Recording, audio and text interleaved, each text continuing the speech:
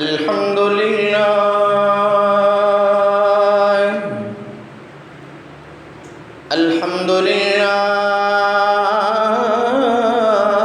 रब्बिल आलमीन वल आक़िबतु लिल मुत्तक़ीन वस्सलातु वस्सलामु अला अशरफिल अंबिया वल मुरसलीन व अला आलिहि व अस्हाबिहि व अहले बैतिहि अजमाइन। अम्मा बाद फ़क़द क़ाल अल्लाहु तबारक व तआला फ़अऊज़ु बिल्लाहि मिनश शैतानिर रजीम बिस्मिल्लाहिर रहमानिर रहीम। ज़ालिकल किताबु ला रैब फ़ीहि हुदल लिल मुत्तक़ीन अल्लज़ीना युमिनून बिल गैब व युक़ीमूनस सलाह।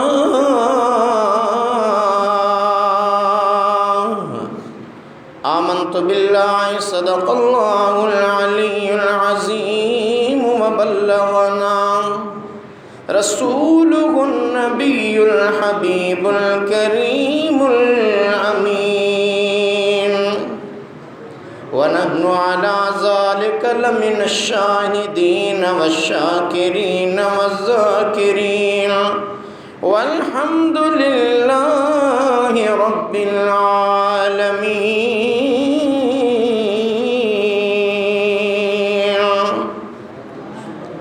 क़ाल अल्लाहु तबारक व तआला फ़ी शानि हबीबिही इन्नल्लाह व मलाइकतहु युसल्लूना अलन नबिय्य या अय्युहल्लज़ीना आमनू सल्लू अलैहि व सल्लिमू तस्लीमा। अल्लाहुम्मा सल्लि व सल्लिम व बारिक अला सय्यिदिना व मौलाना मुहम्मदिन व अला आलिहि व अस्हाबिहि व अज़वाजिहि व ज़ुर्रिय्यातिहि व अहले बैतिहि अजमाइन। ब्रादरान इस्लाम, वाजिबुल एहतराम मुसलमान भाइरों, दोस्तों, अज़ीज़ों, बुज़ुर्गों, अल्लाह रब्बुल आलमीन जल्ल शानहु व मन वालहु अज़्ज़ बुरहानहु तक़द्दस शानहु जे लारैब किताब क़ुरआन करीम फ़ुरक़ान अज़ीम जी तरतीब वार ॿियो नंबर सूरत सूरे बक़रह जे पहिरें रुकूअ मंझां ॿी आयत सगोरी जा कुछ कलमात तव्हां जमात सगोरी जे साम्हूं तिलावत कया आहिनि।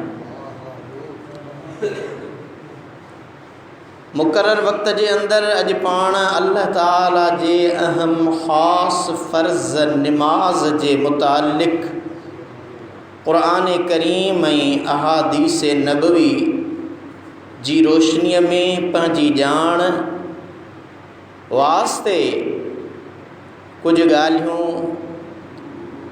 ॿुधबियूं, कुछ ॿुधाइबियूं। रब्बे काइनात खां दुआ है त मालिक मिठो शल असां ऐं अव्हां खे पंहिंजे पाक कलाम मुक़द्दस जे मथां सही अमल करण जी तौफ़ीक़ अता फ़रमाए।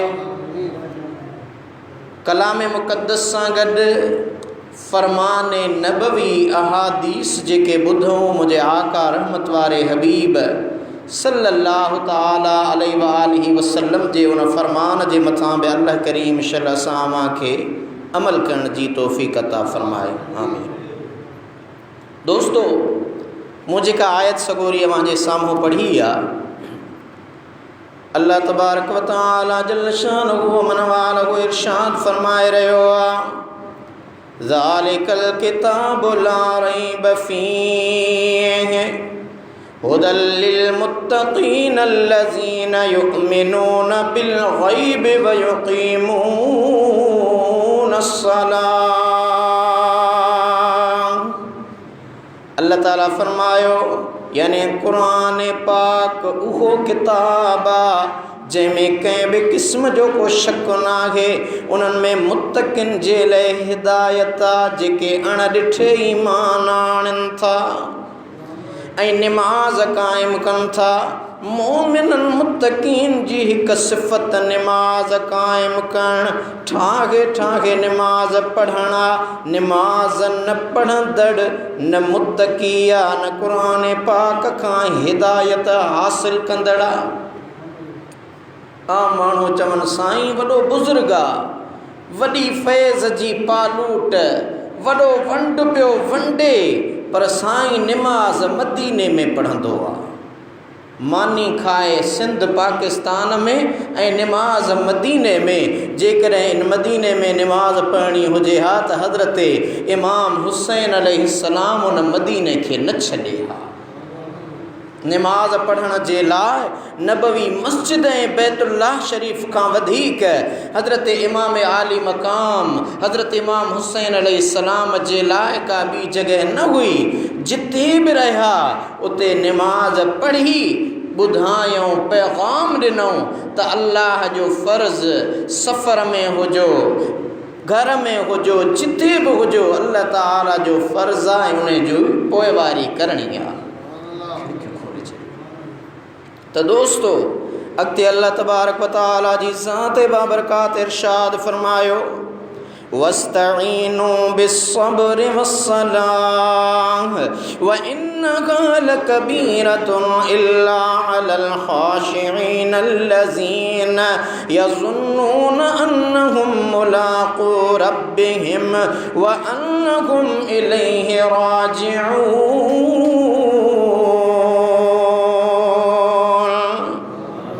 अल्लाह तबारक व तआला फरमायो सब्र ऐं निमाज़ सां मदद वठो ऐं तहक़ीक़ उहा ॾुखी आहे। अल्लाह जो क़ुरान तो फरमाए त बिल्कुलु निमाज़ ॾुखी आहे, मगर उन्हनि न्याज़ निवड़त कंदड़नि ते ॾुखी नाहे जेकी पक भाईंदा त यकीनन उहे पंहिंजे पाक परवरदिगार सां मिलंदड़ आहिनि ऐं यकीनन उहे उन ॾांहुं ई मोटण वारा आहिनि। मतलब त मुश्किलातुनि ऐं मुसीबतुनि जे वक़्त में अल्लाह ताला खां मदद वठण लाइ सब्र ऐं निमाज़ सां मुतवज्जह थियणु खपे।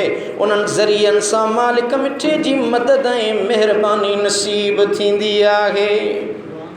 दोस्तो निमाज़ ठाहे ठाहे ऐं जमायत सां पढ़ण जो अमर अल्लाह तबारक व तआला जी ज़ाते बाबरकात पंहिंजे पाक कलाम मुक़द्दस में फरमायो।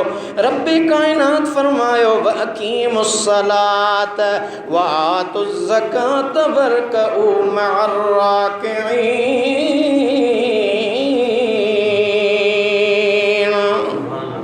ऐं निमाज़ क़ाइमु कयो ऐं ज़कात ॾियो ऐं रुकू कंदड़नि सां गॾु रुकू कयो। मतिलबु त जमायत सां ठाहे ठाहे निमाज़ पढ़ो। अल्लाह तबारक व तआला पूरे पाक कलाम मुक़द्दस में इरशाद फरमायो व अकीमुस्सलात व आतुज़ ज़कात व मा तुक़द्दिमू लिअन्फुसिकुम मिन खैरिन तजिदूहु इंदल्लाहि इन्नल्लाह बिमा तअमलून बसीर।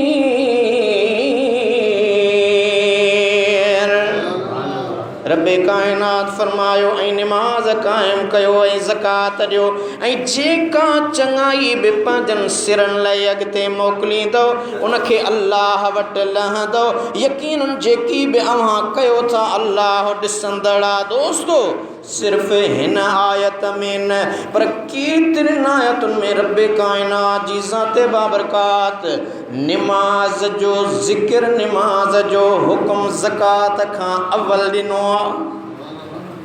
छो त ज़कात मालदार वुसअत वारे ऐं सरमाएदार जे मथां मखसूस शर्तनि सां फ़र्ज़ आहे, पर नमाज हर मुस्लमान ते फ़र्ज़ आहे। अमीर हुजे या फ़क़ीर, शाहूकार हुजे या ग़रीब, मर्द हुजे या औरत, मुर्शिद हुजे या मुरीद, हर मुस्लमान मोमिन फ़र्द मथां अल्लाह ताला नमाज फ़र्ज़ कई आहे। नमाज क़ाइमु करण जे लाइ उहो जवाबदार आहे।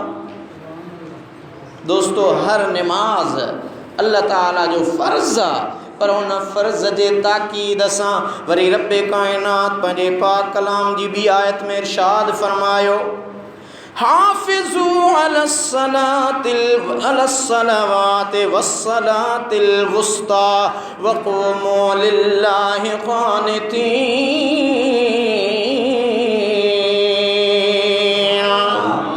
सभिनी नमाज़ुनि जी निगहबानी कयो ऐं ख़ासि करे विची नमाज जी, ऐं अल्लाह जे लाइ फर्मा बरदार थी बीहो। इन आयत में वुस्ता मां मुराद विची नमाज यानी 5 नमाज़ूं फ़र्ज़, उन्हनि 5 नमाज़ुनि जो विच नमाज़ फ़ज्र ऐं ज़ोहर खां पोइ असर जी नमाज़, विची नमाज़ उन जे लाइ रब कायनात ताक़ीद फ़रमायो त उन जो ख़्यालु कंदा कयो। छो त उहो टाइम घणी मसरूफ़ियत जो हूंदो आहे। मुसाफ़िर चाहींदो त जल्दी घर पहुचां, दुकानदार चाहींदो त कुझु सौदो ॾेई वठां, मज़दूर चाहींदो त थुई कमु छॾाए वठां। एतिरी त मसरूफ़ियत वारो वक़्तु हूंदो आहे जो वरी चवंदो त पढ़ां थो ईअं कंदे सिज लहण ॾांहुं रवानो थी वेंदो आहे, ऐं इन तरह सां वक़्तु गुज़री वेंदो आहे, नमाज़ निकिरी वेंदी आहे। तॾहिं रब ज़ुल जलाल ताक़ीद फ़रमायो त नमाज़ूं त 5 ई पढ़ो, पर उन्हनि मंझां विची नमाज जो ख़ासि ताक़ीद आहे। दोस्तो, जेके नमाज पढ़नि था, मुझे आका रहमत वारे हबीब सल्लल्लाहु ताला अलैहि वसल्लम जी ज़ात बाबरकात उन्हनि जे लाइ कहिड़ा इनाम ऐं इकराम फ़रमाया। दुरूद पाक पढ़ो तव्हांखे ॿुधायां। अल्लाहुम्मा सल्लि अला सय्यिदना व मौलाना मुहम्मद व अला आलिहि व अस्हाबिहि व अहलि बैतिहि अजमईन। याद रखो त नमाज पढ़ंदड़नि उम्मतिन जे लाइ मुझे आका रहमत वारे हबीब अरबी अजीब मदनी मुजीब सल्लल्लाहु ताला अलैहि वसल्लम जी ज़ाते बाबरकात केतिरियूं ई भलायूं ॾसियूं, केतिरियूं ई बिशारतूं ॾिनियूं। दोस्तो, अबू दाऊद ऐं इब्ने माजा हज़रत अबू क़तादा बिन रबई खां रवायत आंदी आहे त मुझे रहमत वारे हबीब सल्लल्लाहु अलैहि वसल्लम फरमायो, ओ मुंहिंजा उम्मती, ओ मुंहिंजो रब थो चवे।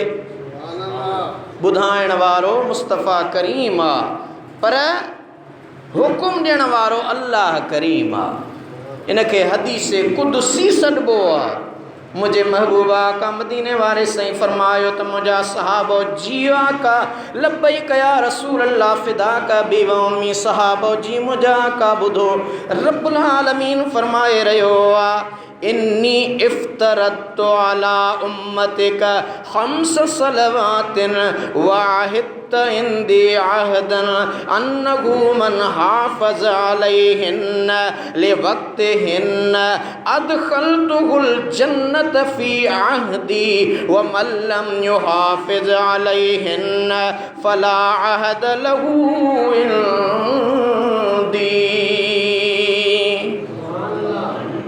दुर्रे मंसूर तफसीर लिखियो आहे, हीअ रवायत आंदी आहे त बिलाशक रब थो चवे, ओ मुंहिंजा सोना महबूब वल्लैल जे जुल्फन वारा हबीब, वद्दुहा जे चेहरे वारा हबीब, यदुल्ला जे हथन वारा हबीब। मां रब थो चवां बुध मुंहिंजा महबूब, त बिला शक मूं तुंहिंजी उम्मत ते 5 नमाज़ूं फ़र्ज़ कयूं हैं। पाण वटि अहद करे रखियो अथमि त यकीनन जेको उन्हनि नमाज़ुनि जी वक़्त ते हिफ़ाज़त कंदो उनखे पंहिंजे अहद मूजिब जन्नत में दाख़िल कंदुसि, ऐं जंहिं उन्हनि जी हिफ़ाज़त न कई उन लाइ मूं वटि को अहद, को इक़रार, को वाइदो, को वचन आहे ई न। दोस्तो, इमाम अहमद तिबरानी शोबुल ईमान में बेहकी हज़रत हंज़ल किताब खां रवायत आंदी आहे त मूं रसूलुल्लाह सल्लल्लाहु अलैहि वसल्लम जन खां ॿुधो, मुझे आका मदीने वाले मीर फरमायो, मन हाफ़ज़ अला सलातिल खम्स रुकूए हिन्न व सुजूदे हिन्न व मवाक़ीते हिन्न व अलिम अन्नहुन्न हक़्क़ुम मिन इंदिल्लाहि दख़लल जन्नह। यानी जंहिं 5 नमाज़ुनि जी हिफ़ाज़त कई ऐं सुहिणे नमूने अदा कयई, उन्हनि में रुकू सजदा सही ॾिनई, उन्हनि खे संदन वक़्तनि ते पढ़ियई ऐं यकीन कयई त इहे नमाज़ूं अल्लाह ताला वटां हक़ आहिनि। मुंहिंजे आका फरमायो, मां रहमत वारो हबीब थो चवां त उहो जन्नत में दाख़िल थींदो। ऐं साॻे वक़्तु मुझे आका मदीने वारे साईं जेको नमाज़ नथो पढ़े, बेनमाज़ी आहे, बाज़ार हज़रत अबू हुरैरा रज़ियल्लाहु अन्हु खां रवायत आंदी आहे, रसूलुल्लाह सल्लल्लाहु अलैहि वसल्लम ने फरमायो, ला सहम फिल इस्लाम लिमन ला सलवात लहू वला सलवात लिमन ला वुज़ू लहू। मुझे आका फरमायो, जंहिं वटि नमाज़ नाहे उन जो इस्लाम में हिस्सो नाहे, ऐं जंहिंजो वुज़ू नाहे उन जी नमाज़ नाहे। सूफ़ी सूफ़ी सूफ़ी छा जी नमाज़? मदीने वारो साईं तो चए वटि जंहिं वटि नमाज़ नाहे उन वटि इस्लाम नाहे, उन वटि ईमान नाहे, उहो ईमान वारो नाहे, उहो इस्लाम खां जुदा आहे। हक़ीक़ी सूफ़ी ॾिसणो अथव त अल्लाह जे कामिलनि आरिफ़नि वलीअनि जी सूरत में मुंहिंजे आका रहमत वारे हबीब जे सहाबा साहिब सुफ़ा जी सूरत में निहारियो। दोस्तो, नमाज़ जे लाइ मुंहिंजे आका फरमायो त नमाज़ जन्नत जी कुंजी आहे। बेहकी शोबुल ईमान में हज़रत उमर रज़ियल्लाहु अन्हु खां रवायत आंदी आहे, हिकु शख़्स नबी इनामदार सल्लल्लाहु अलैहि वसल्लम खे अर्ज़ करे पुछो, या रसूल अल्लाह, इस्लाम मां अल्लाह ताला खे कहिड़ी शइ वधीक प्यारी आहे? इस्लाम जे अंदरि त कई हुक्मनामा आहिनि, पर वधीक प्यारी शइ मुंहिंजे आका फरमायो वक़्त ते नमाज़ पढ़णु, ऐं जंहिं नमाज़ छॾी उन वटि दीन नाहे, ऐं नमाज़ दीन जो थंभो आहे, रुकुन आहे, सुञाणप आहे। दोस्तो, बेनमाज़ी हुजणु जहन्नम में पवण जो सबबु आहे। अल्लाह ताला शल पनाह में रखे। अल्लाह ताला पंहिंजे पाक कलाम मुक़द्दस में इरशाद फरमायो, ही कंहिं आम मुल्ला मौलवी जी ॻाल्हि न, पर रब्बे काइनात जंहिंजो फ़र्ज़ आहे उहो अल्लाह पाक पंहिंजे क़ुरान में थो फरमाए, यतसाअलूना अनिल मुजरिमीन मा सलककुम फी सक़र क़ालू लम नकु मिनल मुसल्लीन।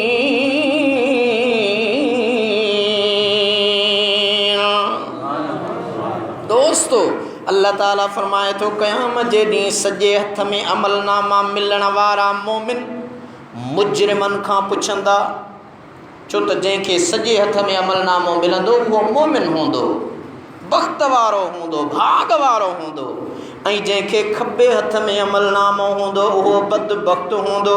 सॼे हथ में जंहिंखे अमलनामा मिलंदा, अल्लाह जो क़ुरान थो फरमाए त उहे खॿे हथ में अमलनामा जंहिंजे हथ में हूंदा उन्हनि खे चवंदा, ॻाल्हाईंदा, पुछंदा, अदा ॾियो त ख़बर, यतसाअलूना अनिल मुजरिमीन मा सलककुम फी सक़र, ही अवां अज इन हाल में आयो, अवां के दोज़ख में केड़ी गाल दाखिल कयो आ, जहन्नम जा हक़दार छाजे ले बणिया आयो, उहे जहन्नम वारा। छो त जन्नत ऐं जहन्नम जे विच में फ़ासिलो हूंदो, पर जन्नती ॻाल्हाईंदा ऐं जहन्नमिन सां ॻाल्हाईंदा।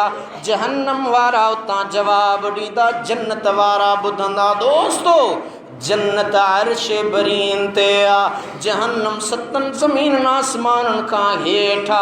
जेकॾहिं हुज़ूर जो हिकिड़ो अदना ग़ुलाम उम्मती अर्श बरीन जन्नत खां जहन्नम वारे सां ॻाल्हाए थो, न लाउड जी ज़रूरत आहे, न मोबाइल जी ज़रूरत आहे। जन्नत वारे जो आवाज़ जहन्नम वारो ॿुधी सघे थो त मुंहिंजे आका मदीने वारे गुंबद ख़ज़रा खां असांजो शहर कहिड़ो परे आहे। क़ुरान सचो आहे।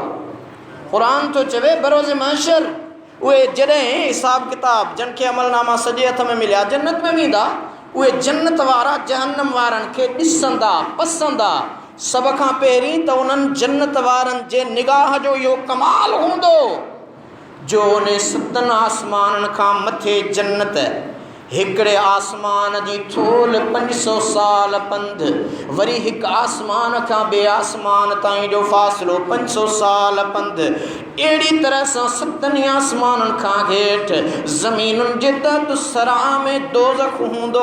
अल्लाह जो क़ुरान थो फरमाए जन्नत वारा उतां ॻाल्हाईंदा। नंबर पहिरियों त जन्नत वारनि जो आवाज़ इन्हनि आसमाननि जो फ़ासिलो एॾो तमामु वॾो फ़ासिलो किरास करे जहन्नम ताईं पहुचंदो।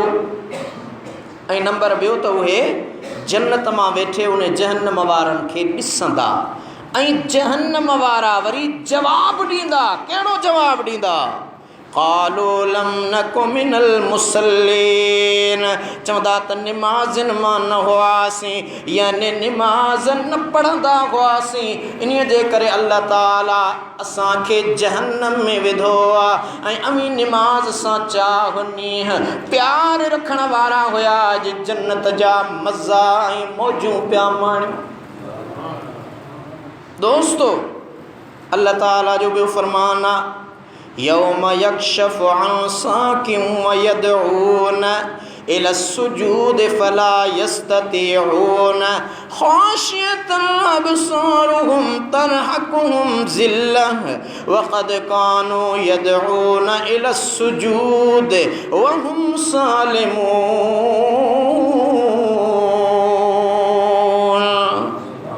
29 पारे सूरे कलम जे अंदर अल्लाह तबारक व तआला फरमाए रहियो आहे, यानी क़यामत जे ॾींहुं साक़ वॾो नूर, अल्लाह जे इरफान वारो नूर, उन्हीअ तां पर्दो खयो वेंदो ऐं माण्हुनि खे सजदे करण लाइ सॼो वेंदो।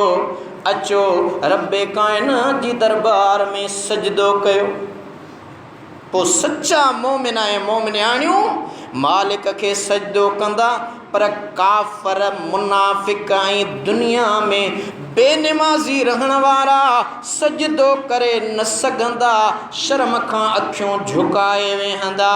जन दुनिया में रब्बे काइनात के सजदो न कयो हो, अल्लाह रब्बुल आलमीन फरमाईंदो अज इरफानी नूर जेको मुरब्बे जुल जलाल जो आ उहो सात वॾो नूर ज़ुहूर आ। अवां खे हुकुम सजदो कयो। सजदे जी काफ़र मुनाफ़िक बेनिमाज़ी कोशिश कंदा, पुठीअ भर वञी लॻंदा, ठका क्याड़ी उन्हनि जी ज़मीन में थी वेंदी, पर उहे अल्लाह जो क़ुरान तो फरमाए त सजदो न करे सघंदा जो उन्हनि दुनिया में अल्लाह जो सजदो न कयो हो।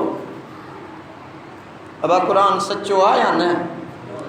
यकीनन अल्लाह जो फरमान आहे ऐं रब्बे काइनात या हक़ीक़त पंहिंजे कलाम मुक़द्दस में खोले खोले सम्झाई आहे। दीन इस्लाम मुसलमान थियासीं, दाख़िल थी वियासीं, मस्जिद जो दरवाज़ो आहे, कलमे तौहीद कलमे शहादत पढ़ी इस्लाम में दाख़िल थियण सां अल्लाह ताला जे महबूब फरमायो त हाणे अवां जे मथां अल्लाह जो फ़र्ज़ निमाज़ फ़र्ज़ आहे, सभु कंहिं ते फ़र्ज़ आहे। छो त ज़कात ऐं हज इहे त मालदार लाइ आहिनि। उन्हनि में बि के ख़ासि मौक़े आहिनि, किन सूरतुनि में, किन सबबनि जे करे। मालदार आहे पर कर्ज़ी आहे, उन ते कोन्हे हज। मालदार आहे पर कर्ज़दार आहे, उन ते ज़कात कान्हे। त अहिड़ा इस्लाम उन्हनि रुकननि जे अंदरि कुझु ख़ासि शराइत रखिया आहिनि। पर निमाज़ हर मोमिन जे मथां अल्लाह तबारक व तआला जी ज़ात फ़र्ज़ कई आहे। हिन आयत में जेका मूं जे साम्हूं पढ़ी, निमाज़ जे फ़र्ज़ छॾण वारे ऐं जमायत खां पोइ ते रहण वारे जे लाइ अज़ाब जो वाइदो आहे। तफ़सीर रूहुल बयान जे अंदरि लिखे थो त काफ़रनि सां गॾु बेनिमाज़िन लाइ बि तंबीह फ़रमायल आहे, जेके तंदुरुस्ती ऐं सिहत जे बावजूदु ॼाणी बुझी, छो त अल्लाह तबारक व तआला फरमायो यौम यक्शफ़ु अन साकिन व यदऊन इला सुजूद फला यस्ततीऊन खाशियतन अबसारुहुम तरहकुहुम ज़िल्लह व क़द कानू युदऊन इला सुजूद व हुम सालिमून। क़यामत जे ॾींहुं साक़ वॾे नूर तां पर्दो खयो वेंदो, माण्हुनि खे सजदे करण लाइ सॼो वेंदो। पोइ सचा मोमिन ऐं मोमिनियाणियूं मालिक खे सजदो कंदा, पर काफ़र मुनाफ़िक ऐं दुनिया में बेनिमाज़ी रहण वारा सजदो करे न सघंदा। संदन अखियूं झुकियल हूंदियूं, खेनि ज़िल्लत ऐं ख़्वारी ढकियो बीठी हूंदी, ऐं तहक़ीक़ उहे दुनिया में सजदे ॾांहुं सॼा वेंदा हुआ, हालांकि उहे तंदुरुस्त हुआ, तॾहिं बि सजदो न कंदा। क़ुरान तो फरमाए क़यामत जे ॾिहाड़े अल्लाह तबारक व तआला उन्हनि खां पुछंदो, मुअज़्ज़िन मस्जिद मां आज़ान ॾिनी, अल्लाहु अकबर अल्लाहु अकबर, अल्लाह काइनात में हर शइ खां वॾो आहे, वॾाई उनखे सूंहे थी। वाहिद जो कमा खे वॾाई करण इंसान हली आ उन पाक परवरदिगार जे दरवाज़े ते झुक तरब तुंहिंजा बेड़ा पार करे। जॾहिं बांगो बांग ॾींदो आहे, अॻे त लाउड स्पीकर जदीद सहूलतूं न हुयूं, टाइम टेबल न हो। हींअर जीअं सहूलतूं वधीक तीअं ज़िम्मेदारियूं वधीक। हींअर त तव्हां असां वटि सभु सहूलतूं आहिनि। इहा बांग कन्ननि सां ॿुधी करे असीं गौर नथा कयूं। अल्लाह जो क़ुरान थो फरमाए बरोज़े महशर उहे माण्हू बि साम्हूं ईंदा जेके बज़ाहिर सिहतमंद तंदुरुस्त चाक चङा भला हूंदा हुआ, वॾेरे जे सॾ ते वेंदा हुआ, पुलिस जो सूबेदार सॾु कंदो हो वेंदा हुआ, पंहिंजे कंहिं कमकार सां के लालच सबबु उन जा ॾींहं गुज़री वेंदा हुआ, पर अल्लाह जो सॾ ॾींदो ईंदो हो, मुअज़्ज़िन सॾु कंदो हो, हय्या अल सलात हय्या अल फलाह। दुनिया जे अंदरि सभु को चाहे थो त मूंखे कामयाबी मिले, सियासत में कामयाबी, दुनिया में दौलत में, इज़्ज़त में, आबरू में, माल में, मिल्कियत में। अल्लाह जो सॾु थींदो आहे, रब जो सॾु ॾींदड़ चवंदो आहे त दुनिया में जे कामयाबी चाहीं थो त हली आ, इहो ई दरवाज़ो आहे जितां तोखे कामयाबी मिले। असां त कामयाबी किन ॿियनि रस्तनि में, दौलत, धन, शोहरत, ॿियनि मामलनि में सम्झो त असीं कामयाब आहियूं। न, अल्लाह जो सॾु थींदो आहे, पंज ई वक़्तु इहो ऐलान थी रहियो हूंदो आहे, पर जेकॾहिं ख़ुदा न ख़्वास्ता मस्जिद मां 5 वक़्त ऐलान थिए, अचो खंड पई विरहाइजे, मां सम्झां थो त सॼे ॻोठ जूं नंढड़ा मासूम ॿार बिल्कुलु कच्छुनि ते खणी ईंदो, साईं हिनखे बि तेलड़ी ॾेई छॾ। पर हय्या अल सलाह हय्या अल फलाह, अचो निमाज़ ते, अचो कामयाबी तरफ़। कामयाबी जो सॾु बार बार मुअज़्ज़िन ॾींदो आहे, बांगो सॾींदो आहे। दुनिया जे अंदरि जेकॾहिं तोखे ज़ाल जे साम्हूं सुरख़ुरू थियणो आहे, घर जे अंदरि हिकु बहितरीन घर जो फ़र्द बणजण जे लाइ कामयाब बणजणो आहे, तॾहिं बि निमाज़ पढ़। जेकॾहिं तोखे पंहिंजी औलाद जे साम्हूं सुरख़ुरू थियणो आहे, कामयाब बणजणो आहे, तॾहिं बि निमाज़ पढ़। जे शागिर्द यूनिवर्सिटी कॉलेज स्कूल जे अंदरि कामयाब थियणु चाहे थो त सही जेके नमाज जा हक़ आहिनि उन्हनि हक़नि सां अल्लाह जो फ़र्ज़ अदा करे ख़ुदा जी दरबार में दुआऊं घुरी निकिर ऐं कापी कल्चर खां बच, उस्ताद जे लालचुनि खां बच, पंहिंजे उन तालीम सां दोखो फराड ठगी न कर, दिल लगाए पढ़ ऐं दिल लगाए नमाज़ ॾांहुं अच, ॾिस त मुंहिंजो रब तोखे कीअं नथो कामयाब बनाए। बाक़ी साईं साहब वेठो आहे, फ़ोन कराईंदुसि हेड मास्तर खे बेड़ा ई पार। इहो फ्रॉड आहे, तइलीम खाते सां न पंहिंजो पाण सां। इल्मु मुंहिंजे आका फरमायो हासिल कयो पंहिंजी ॼाण वास्ते, असीं इल्मु हासिल कयूं था नौकरीअ वास्ते। छो त असां सोचियूं था त तइलीम पढ़ंदासीं नौकरी मिलंदी, रोज़गार थी पवंदो। रिस्क जो ज़िम्मो रब्बे काइनात खयो आहे। मुसले ते बि 3000 पगार खणण वारो बि अल्लाह जो बानो आहे, कुर्सीअ ते वेही 2 लख पगार खणण वारो बि अल्लाह जो बानो आहे। पर 3000 वारे खां पुछंदे त उन 2 लखनि वारे खां वधीक आसूदो हूंदो। चवंदो साईं अल्हम्दुलिल्लाह सिहतमंद बि आहियां, तंदुरुस्त बि आहियां, कर्ज़ बि कोन्हे को, न एंटी करप्शन जो ख़तरो, न नेब जो ख़तरो। अल्लाह जे दरवाज़े ते मुसले ते वेठो दुआऊं घुरां, ओचिते दर पियो खड़के, हाफ़िज़ साहब निकिरी आहे मानिया दी थमा। माण्हू मानीअ जी कढ ऐं मानी आलिमनि ऐं हाफ़िज़नि दीनदारनि जी कढ, त दुनियावी तइलीम सां गॾु दीन जी तइलीम सिखणु तमामु ज़रूरी आहे, लाज़िम आहे। असीं जेकॾहिं पाण बच्चनि खे क़ुर नथा पढ़ायूं, लाज़िमन वेंदासीं पठाणनि वटि, साईं उस्ताद कारी साहब महिरबानी 5 शागिर्द ॾे त क़ुर ख़्वानी कनि। साईं इसरार साहब वारो कर ॻोठ जा छोकिरा सॾाए क़ुर ख़्वानी थिए। हाणे उन्हनि जी मर्ज़ी आहे, क़ुर ठाहे पढ़नि, आयतूं छॾे पढ़नि, दुरुस्त पढ़नि, कहिड़ो पढ़नि, जहिड़ो पढ़ियल हूंदा अहिड़ो पढ़ंदा, जहिड़ो तो पढ़ायो हूंदुनि अहिड़ो पढ़ंदा न। पर जेकॾहिं तुंहिंजो पंहिंजो बच्चो हूंदो, पंहिंजो औलाद हूंदो, भली उहो हिकिड़ी सूरे रहमान पढ़ी करे तुंहिंजे मरण खां पोइ तुंहिंजे ईसाले सवाब करे, तोखे ख़बर आहे त हीअ सूरे यासीन शरीफ़ पढ़णु ऐं सूरे रहमान जे हिक हिक लफ़्ज़ जे बदिले अल्लाह करीम तोखे क़ब्र में केतिरो सवाब था फरमाए।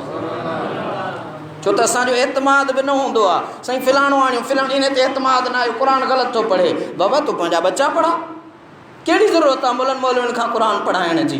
तूं जंहिं जे मथां एतमाद नथो करीं हू क़ुर थो पढ़े, क़ुर ते त एतबार कर, क़ुर ते त भरोसो कर। जेका शइ पढ़े थो यकीनन जे ग़लति थो पढ़े थो, क़ुर पाक सां दोखो थो करे, उन जी सज़ा जज़ा उन पाण खे मिलंदी।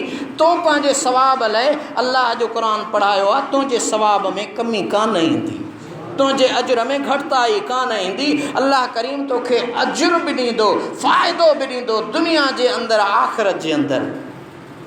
त यकीनन इहो ज़रूरी आहे त असीं दुनियावी तइलीम हासिल करे उन सां गॾोगॾु दीनी तइलीम, घटि में घटि असांजा बच्चा क़ुर पाक पढ़ियल हुजणु ज़रूरी आहिनि।